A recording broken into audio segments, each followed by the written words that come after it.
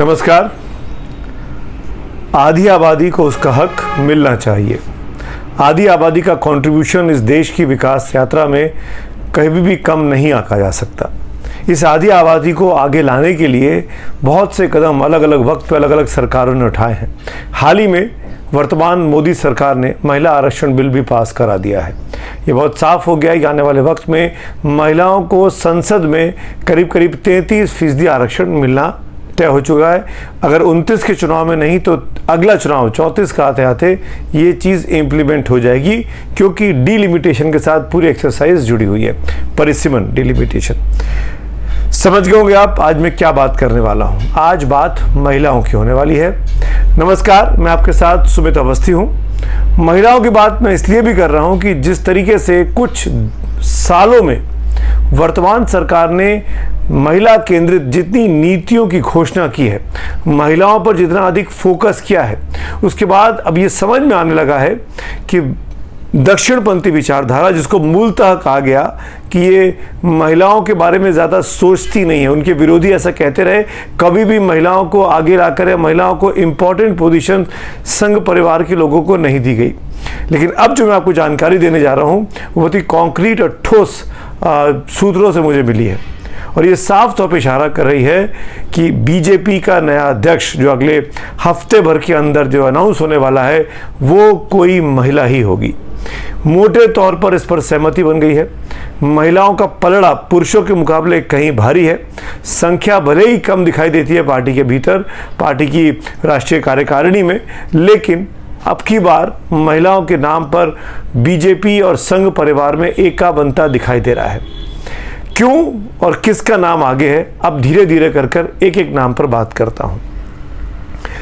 अगर सब कुछ ठीक रहा और अगर पहली चॉइस की बात करूं मैं, जो सूत्र मुझे बताते हैं बीजेपी से जुड़े हुए, संघ परिवार से जुड़े हुए, तो साफ तौर पर इशारा कर रहे हैं कि सबसे आगे नाम चल रहा है इस रेस में एक जिस महिला नेत्री का, उनकी एक सक्सेस स्टोरी है। वो लगातार 8-9 सालों से मोदी कैबिनेट में इम्पॉर्टेंट पोजीशन पे रही हैं और हमेशा वो सीसीएस की जो टीम रही उसका हिस्सा रही हैं, कभी रक्षा मंत्री के तौर पर, कभी विदेश मंत्री की भूमिका में, और आजकल तो वित्त मंत्री हैं। समझ गए आप, मैं बात कर रहा हूँ निर्मला सीतारमण जी की। निर्मला सीतारमण जी की खासियत क्या है, क्यों उनके नाम पर एका बनता दिखाई दे रहा है?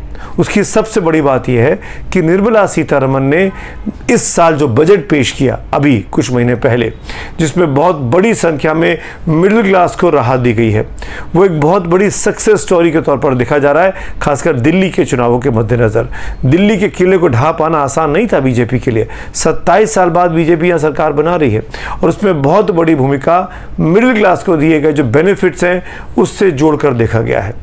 और निर्मला सीतारमण की दूसरी बड़ी खासियत यह है कि वो विवादों से बहुत दूर रहती हैं।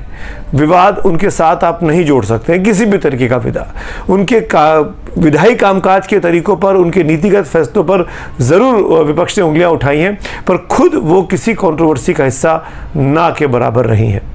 तीसरी बड़ी बात, वो दक्षिण भारत से आती है। बीजेपी जहां पर अब अपने आप को मजबूत करना चाहती है। चौथी बड़ी बात उनके फेवर में जाती है कि वो तमिलनाडु से आती है, वो तमिल ब्राह्मण है। आप समझ गए, निर्मला सीतारमण तमिलियन होने के कारण तमिलनाडु में इस बार चुनाव भी है और अगले साल, माफ़ करिएगा, और इन चुनावों में एक ऐसा दक्षिण भारतीय चेहरा बीजेपी को मिल जाए जो वहाँ की भाषा में यानी तमिल में बात कर सके, डीएमके को चुनौती दे सके।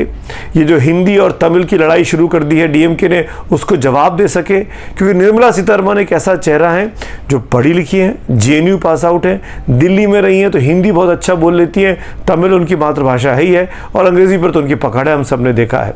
तो इन तमाम जो स्टालिन ने मुद्दे उठाए हुए हैं, उत्तर वर्सेस दक्षिण का, हिंदी वर्सेस तमिल का, उसका जवाब देने के लिए बहुत बेहतर चॉइस हो सकते हैं। पांचवी बड़ी बात, तमिलनाडु में बीजेपी सीट नहीं जीत पाती है लोकसभा की, तो इस वजह से ये माना जा रहा है तमिलनाडु में बीजेपी का परफॉर्मेंस अच्छा नहीं है।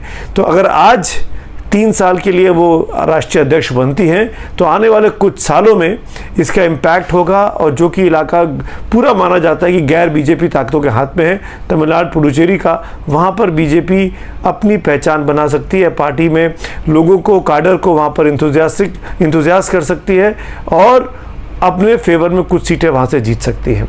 तो ये 5 बड़ी बातें हैं जो निर्मला सीतारमण के फेवर में जा रही हैं। और तो और वो नरेंद्र मोदी जी की भी खासियत खासम खास है, तभी लगातार इतने सालों से कैबिनेट का हिस्सा बनी हुई हैं। एक बार भी वो मोदी सरकार आने के बाद कैबिनेट से दूर नहीं रही और हमेशा CCS का कैबिनेट कम्युनिटी एंड सिक्योरिटी, जो कि 4 बड़े पोर्टफोलियो के साथ बनती है प्रधानमंत्री के अलावा, उसका वो हिस्सा रही। विदेश मंत्री, रक्षा मंत्री, गृह मंत्री और वित्त मंत्री, एक्सेप्ट गृह मंत्रालय, उन्होंने हर मंत्रालय संभाला हुआ है और प्रधानमंत्री उसकी अगुवाई करते हैं। और तो और संघ परिवार की इस बार महिलाओं को लेकर, मातृशक्ति को लेकर बहुत कुछ बोल रहा है। और बीजेपी ने, आपको याद होगा, हाल फिलहाल में जितने चुनाव जीते हैं, चाहे वो महाराष्ट्र का, चाहे वो हरियाणा का, चाहे वो दिल्ली का, या उसके पहले केंद्र का जो चुनाव था, उसमें उन्होंने जमकर बात की है महिलाओं को कि हाथों में सीधे पैसा जाए। महिला का कोई कहीं पर 1000 रुपये, कहीं 1500 रुपये, कहीं 2000 रुपये, कहीं 2500 रुपये देने की बात है। और ये महिला जो के हाथ में पैसा जाता है, बीजेपी का ये तर्क है, ये अर्थव्यवस्था को पटरी पे लाने में मदद करता है और इससे महिलाओं को भी एम्पावर्ड फील होता है, महिलाओं को भी लगता है कि उनका सशक्तिकरण हो रहा है। तो सबसे बड़ा, सबसे मजबूत नाम जो दिखाई दे रहा है इस वक्त तक, जबकि 1 हफ्ते से कम का वक्त बाकी है, वो निर्मला सीतारमण का है।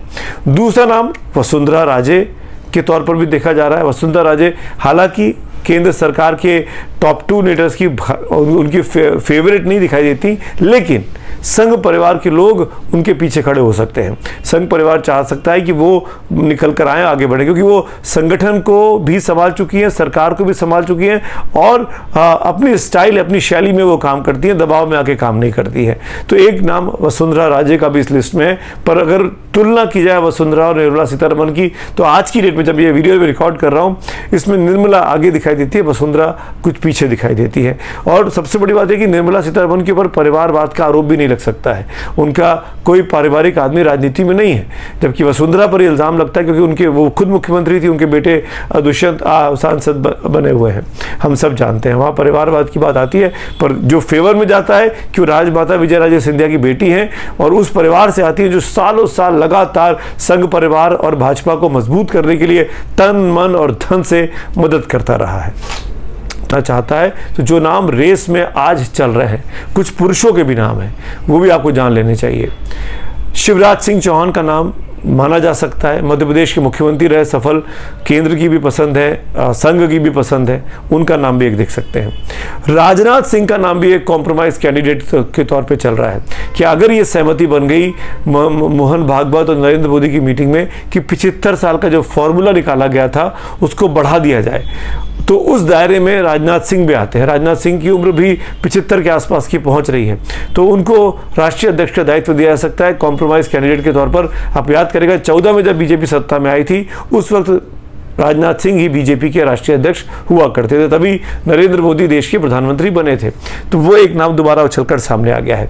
इसके अलावा जो नाम और चल रहे हैं, भूपेंद्र यादव जो कि राजस्थान से आते हैं, बताया जा रहा है कि वो पार्टी की, खासकर अमित शाह की पसंद है और वो चाह रहे हैं कि उनका नाम आगे चले। धर्मेंद्र प्रधान उड़ीसा से आते हैं, उनका नाम भी कहा जा रहा है कि प्रधानमंत्री की तरफ से बढ़ाया जा रहा है कि प्रधानमंत्री अमित शाह की तरफ से धर्मेंद्र प्रधान का नाम बनना चाहिए। संघ कितना सहमत होता है इन 2 नामों पर, ये नहीं पता। और एक और नाम है मनोहर लाल खट्टर साहब का, जो कि हरियाणा के मुख्यमंत्री थे, केंद्र में मंत्री बनकर आ गए हैं, बहुत ही अनुशासित सिपाही माने जाते हैं, उनका नाम भी चल रहा है। तो ये 5-6 नाम पर चर्चा चल रही है।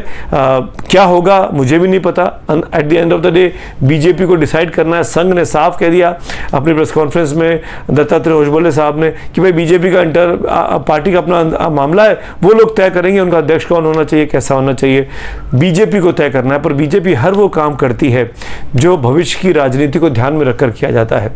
अब आने वाले जो चुनाव है उन राज्यों के नाम जान लीजिए। बिहार में चुनाव है, अगले साल तमिलनाडु में चुनाव है, पश्चिम बंगाल में चुनाव है और असम में चुनाव है।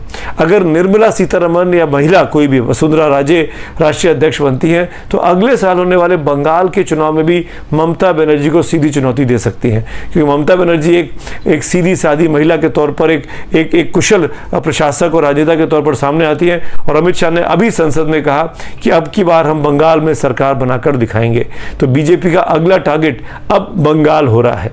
तो आप समझ सकते हैं इन परिस्थितियों में किन महिला के नाम पर और क्यों महिलाओं को आगे बढ़ाकर बीजेपी अपने आप को एक नया राष्ट्रीय अध्यक्ष दे सकती है। ये बात भी ध्यान रखिए, आज तक कभी भी बीजेपी का राष्ट्रीय अध्यक्ष कोई भी महिला नहीं हुई है। अगर ये काम बीजेपी कर देती है तो बड़ा काम होगा। राष्ट्रपति द्रौपदी मुर्मू जी बीजेपी की हैं, अब बीजेपी की अध्यक्ष भी हो जाएंगी, और हाल ही में दिल्ली की मुख्यमंत्री रेखा गुप्ता भी एक महिला ही हैं जो कि बीजेपी ने उनको वहां पर मुख्यमंत्री का दायित्व सौंपा है। तो कुल मिलाकर महिलाओं पर बहुत ज़्यादा फोकस है इस वक्त, तो यही कहा जा सकता है।